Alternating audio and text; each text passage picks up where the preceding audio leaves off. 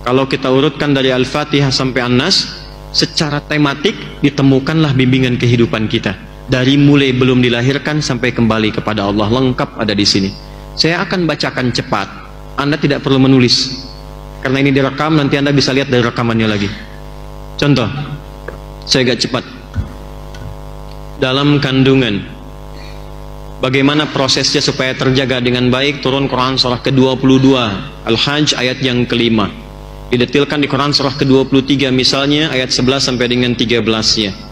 Doa apa yang bisa dibacakan oleh perempuan yang sedang mengandung supaya kandungan nanti terlahir dalam keadaan baik, anaknya saleh? Muncul Quran surah ke-7 Al-A'raf ayat 189. Ketika sudah terlahir, apa yang pertama diberikan oleh ibu yang baru melahirkannya, dan apa yang dilakukan oleh ayah yang baru jadi ayah pada saat itu?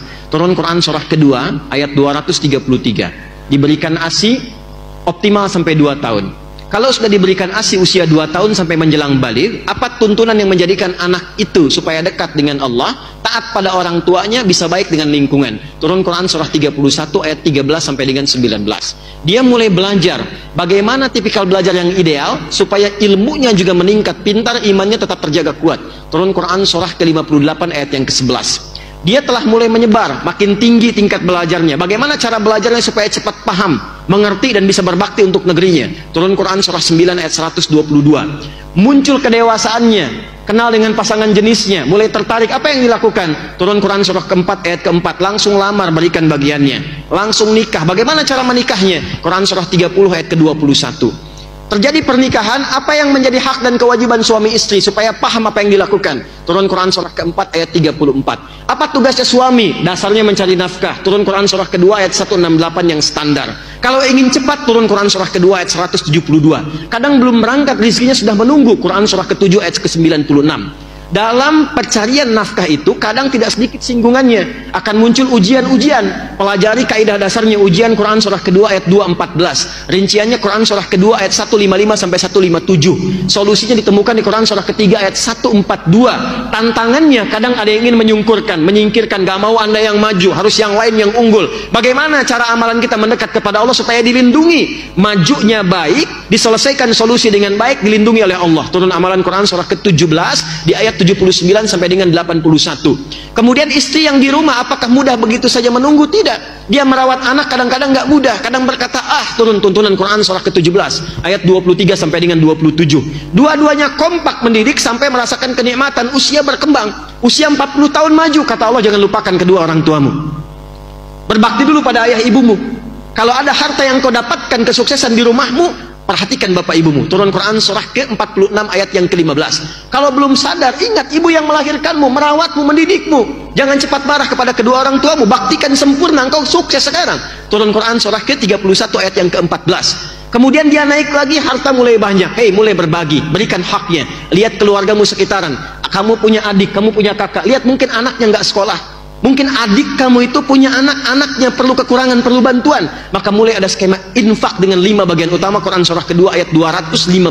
Kalau lebih lagi ada zakat, diambil Quran surah ke-9 ayat 103, disalurkan ke 8 golongan. Quran surah ke-9 ayat yang ke-60. Anda naik lagi, semakin tinggi, semakin tinggi. Maaf, jangan dikira akan selamanya hidup di dunia. Pada akhirnya akan kembali seperti masa kecil ya. Quran surah ke-22 ayat yang ke-5. Kemudian setelah itu datang kematian, dimulai dengan maut. Quran surah ke-3 ayat 185. Yang bawa mautnya malakul maut. Quran surah ke-32 ayat yang ke-11. Cara ngambilnya kalau ingin tenang, Quran surah ke-89 ayat 27 sampai dengan ayat yang ke-30. Ketika meninggal itu masuk ke alam kubur, bagaimana suasana di kubur supaya kita bisa siap-siap? Quran surah ketiga ayat 169 sampai dengan 172. Ada lagi detailnya di Quran surah kedua ayat 153 sampai dengan 154. Lalu bagaimana menunggu di situ sampai kembali kepada Allah? Maka akan terjadi kiamat. Turun satu surah Quran ke-75 dengan namanya Al-Qiyamah. Maka di situ akan ada hisab. Saat dihisab itu ada penentuan, ada surga, ada neraka. Yang ingin ke surga dijelaskan dengan sempurna. Nih, yang pengen surga Firdaus, Quran surah ke-23 di ayat 1 sampai dengan 9. Yang pengen di taman surga, Quran surah ke-51 amalannya ayat 15 sampai dengan ayat ke-23. Yang pengen surga standar, nggak apa-apa, yang penting masuk surga deh, enak juga di situ. Quran surah kedua ayat ke-25. Jangan macam-macam. Selain surga hanya ada neraka. Jangan sampai engkau nestapa. Bagaimana ancamannya supaya kita bisa hindari? Neraka yang paling ringan dicelupkan sedikit, seharinya 1000 tahun, 1 detiknya 48 hari, langsung hangus, hancur semuanya. Turun Quran surah keempat ayat ke-56. Kalau dia orang-orang yang terakumulasi keburukannya, ingkar kepada Allah, munafik sifatnya, maka ditempatkan yang paling dasar di neraka jahanam. Turun Quran surah keempat ayat 140. Tapi kalau masih hidup dia ingin berubah, diturunkan risalah taubat Quran surah keempat ayat 143. Dicintai oleh Allah Quran surah kedua ayat 222. Sampai dia pulang dalam keadaan husnul khatimah. Mana yang nggak ada? Ada semua. Kita itu makhluk teratur. Tentang jin diajarkan, turun surat jin, ya kan? Tentang malaikat disampaikan, hidupnya teratur, ada semua. Nah dulu cara orang berinteraksi dengan Al-Quran, kata Abu Abdurrahman As-Sulami, tadi disampaikan hadisnya, mereka belajar Quran dengan Nabi itu dengan serius, pendekatannya yakin sebagai kurikulum hidup, bukan sekedar bacaan.